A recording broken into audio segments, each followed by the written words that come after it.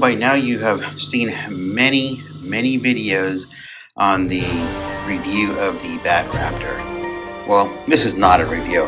This is to show you how to take it apart and to show you what key points are important to look at when you're taking it apart, because I'm going to modify this vehicle to something different, something much better than it is what's presented.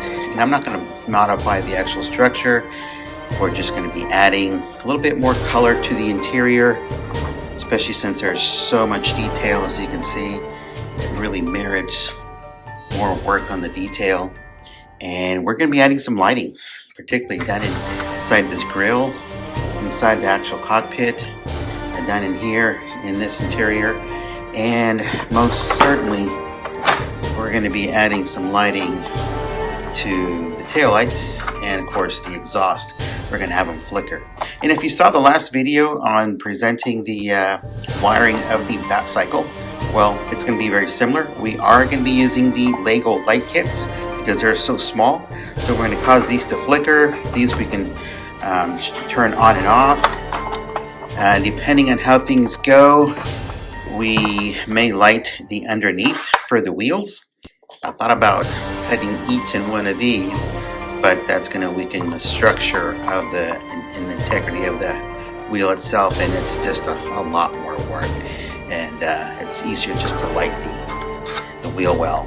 Well, let me show you what it is that's needed to take this apart. And I've already proceeded to take out most of the screws. I just want to point out a few key points here. Down in here we have two deep set screws, so you need a longer screwdriver. I used this one right here because it's got a longer shaft, so I was able to pull those out. And you've got two here, and the center one, also a very deep one. You've got four down in here, four up on this area, and that will actually loosen the body from the upper portion. The screws that you see here actually go to this portion here. So let me show you the removal of these. Let's see. Actually, I just set this in here. Set it down this way. Easier to work on. And the nice thing about all of these screws is that they are all the same. So it doesn't matter what order you put them back in, they will all fit. I believe that's the only ones I set in there. Let's make sure. There we go. And this should lift up this entire unit, just like that. And this piece comes right out. And as you can see, there's also a lot of detail here.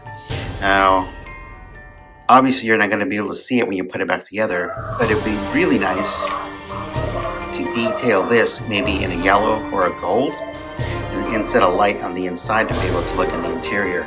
So we're going to set this aside. There's one unit. Now this unit here, as you can see, is really one hunk of plastic that you can actually modify or paint, etc. The nice thing about having these components separate, it's easier to work on them. Now take a look at this. This is where the wheel goes.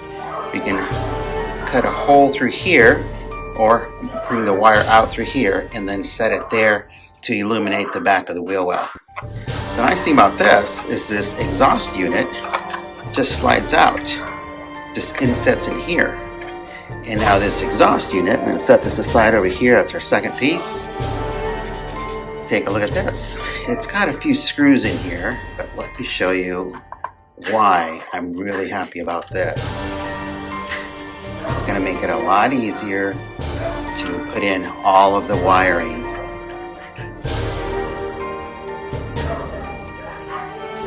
we go.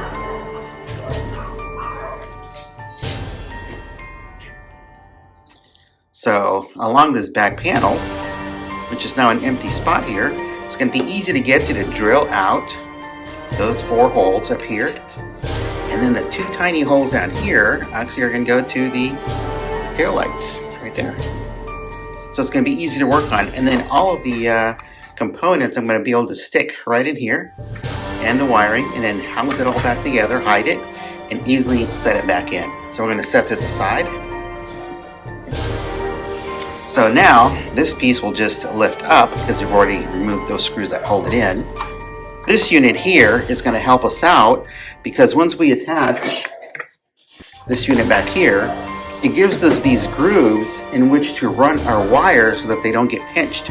And as we glue those back in here, I'm going to use some hot glue to keep them down so they don't slide everywhere and they get caught up and kinked and cut.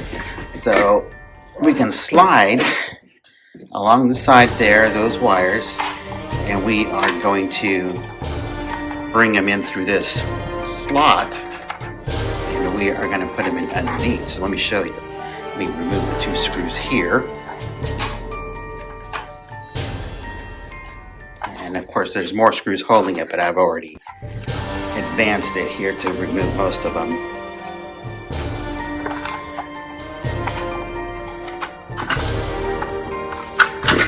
There we go. So this thing lifts up and out. This mechanism still stays attached. As you can see here, we now have an empty spot. This was up in here, and this is great. And we're going to be running some wires down either side. And we're going to remove this. I haven't removed it because there's a spring that will hold this in, and I don't want to lose that. But we will run the wires down through here. And I've got some very tiny LEDs, and we're going to have them inset in here, and we're going to make this panel blink. And I also bought some phosphorescent paint, which is a glow-in-the-dark paint. It's made for textiles, but I'm going to mix it in with some of the acrylics that I have and thin it down just enough to run it down inside all of these etchings. And I want to have it in blue, so it glows blue when it's dark. Other plan is to cut this out from behind. Very, very, very small opening, of course, and I'll have to put in a piece of acetate in here because I want this to be the screen to be lit. So I will run one of the wires that's coming from this, because this comes as a kit of 3. I'll have to install a second kit for the 4th light, but I want to run 2 more wires to the inside. One maybe up in here to light up that red visor and windshield, and then to light this. It'll actually blink, so it'll look like that screen is blinking as the car is moving, or the Raptor. So anyway, that's what we have as our components. So here we go. This is what we've got to work with. It's definitely a lot easier to work than the Bat-Cycle because there's so much more space and the components are bigger. Yeah, it's going to be pretty cool. So anyway, that is the entire breakdown of the Bat-Raptor.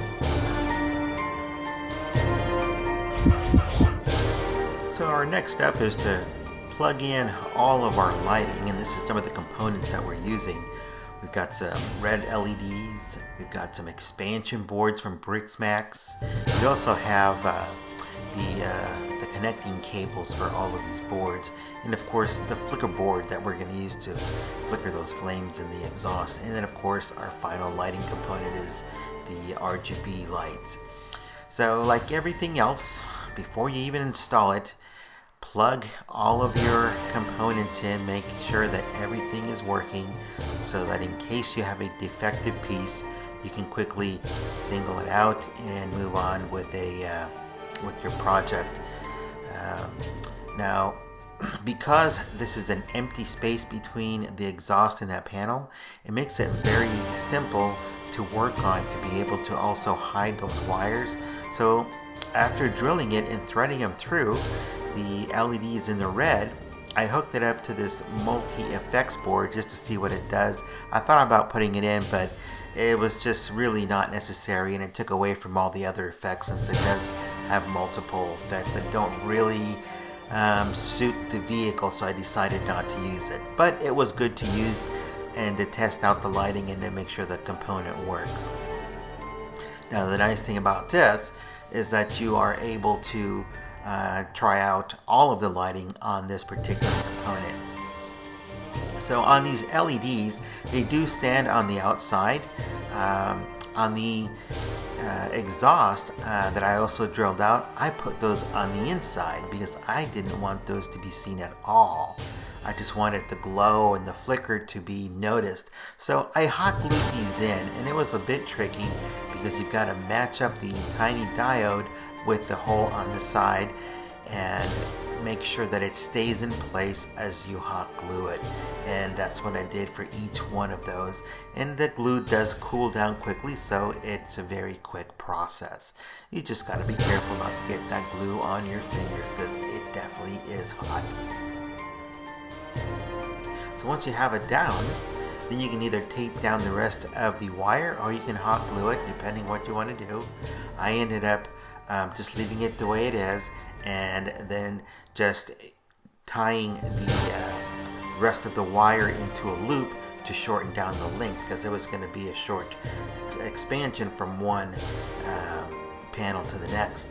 So on all of the LEDs, I stretched out and flattened out the curve on it because it was all coiled up. It just made it easier to work with. Because they are so tiny, you just have to be careful not to pull those leads out from those soldered areas. And I did the same process on the next port. I just repeated holding it down, and as soon as I got it in place, which took a while because it is so small and it kept moving, I could have used a piece of tape. I did not. That's one thing that I did do on the other panel, which made it easier. It still was tricky because it is such a small piece, and again I just proceeded to hot glue it. On the panel that is on the interior, I ended up doing a lot more of double stick tape because it was much easier to work with, and of course you don't see it because it's on the inside. And that's the nice thing about this exhaust panel. All of the work is going to be hidden. All of the wires, all of the components are going to be hidden inside, that it's just going to be so much easier to work with. It's definitely a big difference from the Bat-Cycle. Everything was just very, very compact, and it made it very difficult to move anything around. But once it was finished, it was great. And that's the nice thing about this. It's going to be moving along that much quicker. You still need to give yourself plenty of time to be able to do this process because it is going to take a while handling those small wires. So as the process moves along, I kept testing out the flicker boards and other components to make sure they were working as I expected, and then I just shortened down the length of each wire by coiling it up and tightening it together. Now the flicker boards have 3 connections. It's going to take 2 boards because I'll need 2 off of each, and then the 3rd connection I will use for that screen that is going to be in the center console, so that it also flickers. It looks like that screen is actually flickering as the vehicle moves, which is what a screen would do if it hits a bump. So it looks really cool because it's on the inside, this flickering. It's not on the outside like the red LEDs are. Now you could put bulbs on those if you have some. I just left them the way they are because it's going to be on when I see it and when I use it. So it's really going to not make a difference if there's a red bulb out there or not. But to me it made a big difference that the flickering LED is on the inside because I just want to see the light flicker through those exhausts and not actually see the diode coming through there. So I finished off the rest once again with the hot glue. And it took a couple of attempts because it does dry a little quicker or cools quicker, especially in that tight corner where the screw is set into that piece. So once it's done, it looks really, really cool.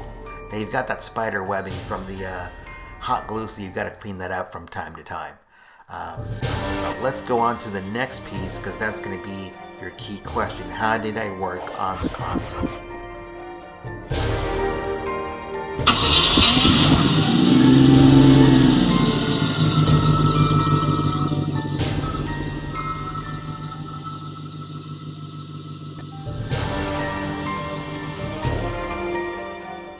So let me tell you how I created the cockpit in the vehicle.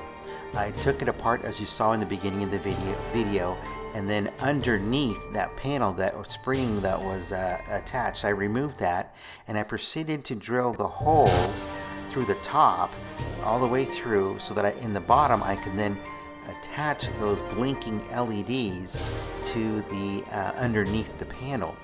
Now, the holes I filled in with hot glue to create a lens, so you don't just see a hole drilled out.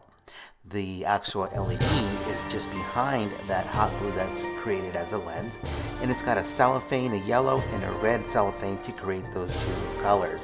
The actual green lights are actually green lights, and they're very, very minute. I taped those in the back with a double stick tape because it was easier than using hot glue to glue those in because they're so tiny. Now the screen, or the monitor that is in the cockpit, that I actually drilled out as well. Very, very small, and I had to clean it up to make it look nice and neat. The actual image in the screen is an old photographic slide. I cut out just the tiny portion that I needed. It is actually a photo of the city, but it's so small you can't tell, you just see colors. But that's what I ended up using for that. Well, I hope you liked that part of the video. Let me give you a quick rundown of what I used in the components in this vehicle.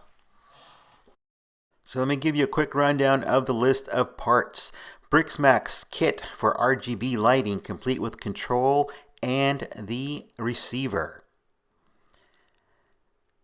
For the interior, I ended up using the sound kit by Light My Bricks, complete with also a remote and the SD card, and of course the LEDs that I ended up using, the smallest one being in the cockpit.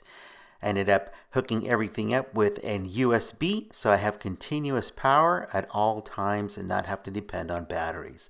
And the RGB strips that I ended up using from Light My Bricks, and they ended up giving me the color in the cockpit.